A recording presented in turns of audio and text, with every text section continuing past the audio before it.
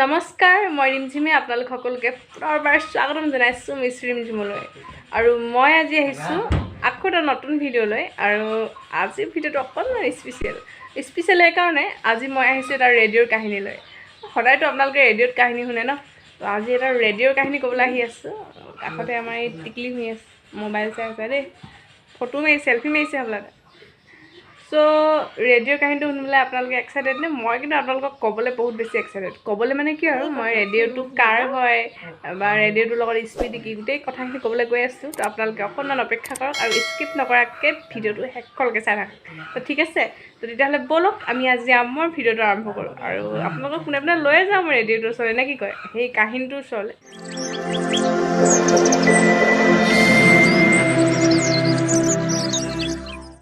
So বস্তুটো actually ইয়াতে আছে ককাৰ বহুতবিলাক কিবা কিবি ধৰ্মগ্ৰন্থ আছে এইবিলাক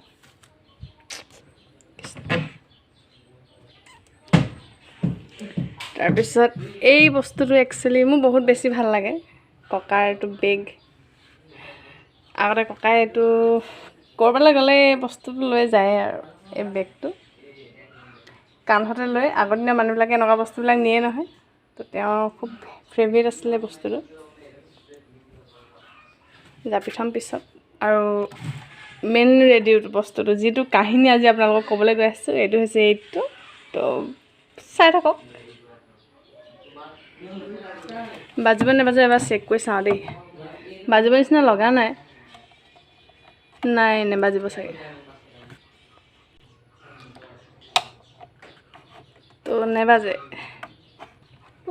ব'লক এয়া কাহিনীটো মই আপোনালোকক কওঁ আৰু বাহিৰলৈ যাওঁ বহুত গৰম আজি এই ভিডিঅ'টোৰ নায়ক বা নায়িকা কিন্তু আপুনি বা এই কাহিনীটোৰ যিটো ৰেডিঅ'ৰ কাহিনী ক'বলৈ গৈ আছোঁ আপুনি মই আমি সকলো নিজে এটা মন কৰক এই ৰেডিঅ'টোৰ কাষত যোন থাকে তেওঁ জানো এই কোনোবা এটা ৰেডিঅ'ৰ নায়ক নায়িকা হৈ নাযায় তো তেনেকুৱা কথা আমি প্ৰত্যেকেই নায়ক নায়িকা কোনোবা ৰেডিঅ'ৰ কাৰণ ক'ৰবাত নহয় ক'ৰবাত এই ৰেডিঅ'টোলৈ কেতিয়াবা আমি সপোন ৰচিছিলোঁ যেনেকৈ ৰেডিঅ'ত শুনা যুগবাণী শুনি আমি বিভিন্ন ধৰণৰ তথ্য পাইছিলোঁ মানে সেইটো সময়ত তাৰপাছত তাৰ যিবিলাক সাঁথুৰৰ অনুষ্ঠান সংগীতবিলাক আৰু আটাইতকৈ ইণ্টাৰেষ্টিং কথাটো সেই যে ফোন কৰি মই অনুষ্ঠানটোৰ নাম পাহৰি গৈছোঁ কিন্তু সেই যে ফোন কৰি যে গানৰ ৰিকুৱেষ্ট কৰে কেনেকুৱা ধৰণৰ মানুহে গানৰ ৰিকুৱেষ্ট কৰে কোনোবাই সিহঁতে কাম কৰি আছে কিবা কৰি আছে আৰু সেইবিলাক শুনি এটা মানে আপোন ফিলিংছ আহিছিলে আপোনালোকৰ আহিছিলে নে মই নাজানো কিন্তু মোৰ মানে চবৰে আহিছিলে বুলিয়ে ভাবিছোঁ মই চ' তেনেকুৱা কথা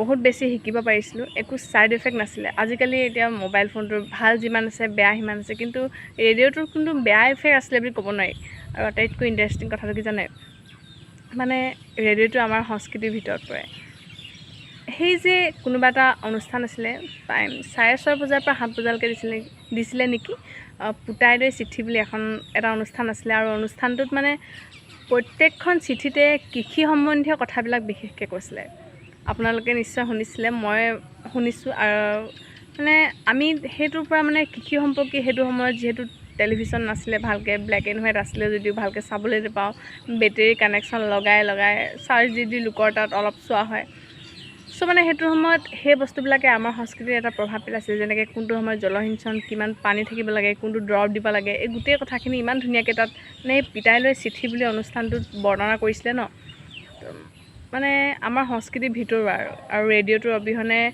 মানে কি বুলি ক'ম এতিয়া কাৰণ আগতে মানে বাতৰি শুনিবৰ কাৰণেও মানে বিশেষ একো নাছিলে ৰেডিঅ'টোৰ ওপৰতে ভৰসা ক'ৰবাত ক্ৰিকেট খেল এখন হৈ আছে ৰেডিঅ'টোৰ ওপৰতে ভৰসা ক'ৰবাত ফুটবল মেচ আছে ৰেডিঅ'টোৰ ওপৰতে ভৰসা কোন প্ৰধানমন্ত্ৰী হৈছে কোন মুখ্যমন্ত্ৰী হৈছে চব আচলতে আমি ৰেডিঅ'টোৰ পৰা জানিব পাৰিছিলোঁ কিমান বেছি ইম্পৰ্টেণ্ট ন আমাৰ কাৰণে দেখাততো তেনেই সৰু নিচিনা লাগিছে চাওক এটা সাধাৰণ বস্তু দেখাততো এটা সাধাৰণ বস্তু কিন্তু অথচ আমাৰ জীৱনৰ কিমান অপৰিহাৰ্য আছিলে আৰু সেইটো সময়ত এটা ৰেডিঅ' শুনিবলৈকে ইঘৰ মানুহ আহে ইঘৰ মানুহ সিঘৰলৈ আহে সিঘৰ মানুহ সিঘৰলৈ যায় চ' তেনেকুৱা কথা এইবিলাকে মৰম চেনেহো বঢ়াইছিলে আমাৰ সংস্কৃতিক অধিক টনকিয়াল কৰিছিলে আজিকালি আৰু চবৰ ঘৰতে টিভি কোন যাব কাৰ ঘৰত টিভি চাবলৈ হয় নাই চবৰ হাততে মোবাইল কোনে কাৰ মোবাইল চাব সেইটো আৰু কমিউনিকেশ্যনটো কমি গৈছে গাঁওবিলাকতো এই ৰেডিঅ'টোৰ এটা খুব বেছি আদৰ আছিলে আৰু এতিয়াও আছে আমাৰ এইটোহে মই বজাব পৰা নাই ঢকিয়ে বজাব পৰা নাই বহুত চেষ্টা কৰিলোঁ দেই ৰেডিঅ'টো মই বজাব নোৱাৰিলোঁ কিন্তু মেইন কথা এইটো কেতিয়াবা ভাবিলে এনেকুৱা লাগে মানে ক'ৰবাত যেন সেই দিনবোৰ আমাৰ কাৰণে বেষ্ট আছিলে ষ্টুডেণ্ট লাইফৰ কাৰণে। এতিয়া প্ৰত্যেকটো কথাতে মানে কি হয়, এই মোবাইল বেছিকৈ ইউজ নকৰিবি, আমুকটো হ'ব তামুকটো হ'ব, বতাহ মাৰিছে বহুত। চ' মানে সেইবোৰ এফেক্ট নাছিলে তেতিয়া।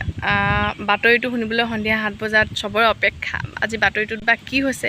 এতিয়া টিভি ক'ৰবাত পৰি থাকে, মোবাইল ক'ৰবাত পৰি থাকে, কাৰো বাতৰিলৈ ধান্দা নাই। সঁচা কথা কৈছোঁ, আমাৰ ঘৰত বিশেষকৈ মানে তেনেকুৱা হয়। চ' সেই বস্তুবিলাকে মানে আমাক মানে এফেক্টৰ পৰা বচাইছিলে। তাৰ উপৰিও মানে কি হ'ল, মানে গোটেইখিনি লগ খাওঁতো ৰেডিঅ'টোৰ কাষত, মানে সেই মৰম চেনেহটো বঢ়াইছিলে। চবৰে কমিউনিকেশ্যন কৰা এটা নিৰ্দিষ্ট টাইম হৈছিলে। আৰু মানে চাওকচোন, ভাবিলে আচৰিত নালাগেনে? টাইম টু টাইম আহে ৰেডিঅ'টোত অনুষ্ঠানবিলাক, আৰু মানে টাইম টু টাইম শেষ হৈ যায়। তো তেনেকুৱা নিচিনা হয়। যুগবাণী, সাঁথৰৰ অনুষ্ঠান, নাটক, তাৰপিছত আকৌ আপোনাৰ দেওবাৰে যে অকণিৰ মইনামেল নে কি আছিলে, অকণিৰ মইনামেল, সেইটোৰ পৰা বহুত কিন্তু শিকিব পাৰিছিলোঁ ল'ৰা ছোৱালীবিলাকে। আচলতে মানে কি হয়, আমিতো বেলেগতো একো নাপাওঁ ন শিকিবলৈ। তেতিয়াতো একো নাছিলে। আজিকালি ল'ৰা ছোৱালী 1 বছৰ 2 বছৰ নহওঁতে মোবাইল চলাব জানে। আমি আকৌ ৰেডিঅ'টোকে পকাই খাব জানো। আটাইতকৈ জমনি কেতিয়া লাগে জানেনে? এই যে মানে ডাঙৰ বুটামটো মই দেখাই দিছোঁ, এই ডাঙৰটো টিপি দিলে যে কিবা যে মাতা দিয়ে যে, এই মাথাটো বেয়া হৈ যায় মিলাওঁতে ডিব্ৰুগড় মিলাওঁতে মোৰ মানে মাথাটো বেয়া হৈ যায় কেতিয়াবা। মানে প্ৰত্যেকজন গাঁৱলীয়া বুলিয়ে নহয়, প্ৰত্যেকজন টাউনীয়া গাঁৱলীয়া চবৰে জীৱনত ৰেডিঅ'টোৰ প্ৰভাৱ অকণমান নহয় অকণমান আছে। তো সেইকাৰণে মই আচলতে আৰম্ভণিতে ক'লোঁ যে আমি প্ৰত্যেকে নায়ক নায়িকা, সেইটো কাৰণে ক'লোঁ আচলতে। কোনোবাই যদি ৰেডিঅ'ৰ লগত মানে ৰিলেশ্যন নাই বুলি যদি ক'ব পাৰে, জীৱনৰ এটা অংগ যদি হোৱা নাই বুলি ক'ব পাৰে, তেতিয়াহ'লে কমেণ্ট কৰি মোক জনাই দিব পাৰে। তেওঁক মই মানে কি ক'ম আৰু, তেওঁৰ কথা বেলেগ বুলি ধৰি ল'ম আৰু। এটা গান শুনিলেই মনটো একদম ভাল লাগি যায়। পুৰণা খগেন মহন্তৰ গান, ভূপেন হাজৰিকাৰ গান, তাৰপিছত আৰু মানে তেওঁলোকৰ গানবিলাক আৰু মানে হিন্দী গীতৰ অনুষ্ঠানত যে, হিন্দী গীতৰ অনুষ্ঠান বুলি এটা অনুষ্ঠান আছিলে, তাত মানে লতা মংগেশকাৰৰ গানবিলাক খুব বেছি দিয়ে। আৰু লতা মংগেশকাৰৰ গান সঁচা কথা ক'বলৈ গ'লে মই সেই ৰেডিঅ'তে ফাৰ্ষ্ট টাইম শুনিছিলোঁ। কোনটো গান শুনিছিলোঁ মোৰ মনত নাই। এই ৰেডিঅ'টোৰ কথা মনত পৰিলে যে মোৰ মানে ককা আইতালৈ খুব বেছি মনত পৰে। অকণমান ইম'চনেল হৈ যাওঁ। এইটো কাৰণে ইম'চনেল হৈ যাওঁ কাৰণ মানে এই 8টা বজাত নহয়, 8টা বজাত দিয়ে আগতে। প্ৰত্যেক সোমবাৰে এতিয়া দিয়ে নিদিয়ে মই নাজানো, মানে মই বিশেষ ডাটাও কালেক্ট কৰা নাই, জাষ্ট মোৰ মন গ'ল ভিডিঅ'টো বনাই দিলোঁ। চ' মানে আগতে প্ৰত্যেক সোমবাৰে 8টা বজাত সন্ধিয়া মানে এখনকৈ নাটক দিয়ে। আৰু সেইটো সময়ত কেনেকুৱা আছিলে মানে, আমি একদমতো গাঁৱলীয়া মানুহ ন, তো মানে আমি 8টা বজালৈ নাথাকোৱে কোনোদিন। 7:30, 7টা বজাতে শুই যাওঁ। আপোনালোকে এতিয়া হাঁহিব পাৰে, মোৰ নিজৰো হাঁহি উঠে ইনফেক্ট ভাবিলে।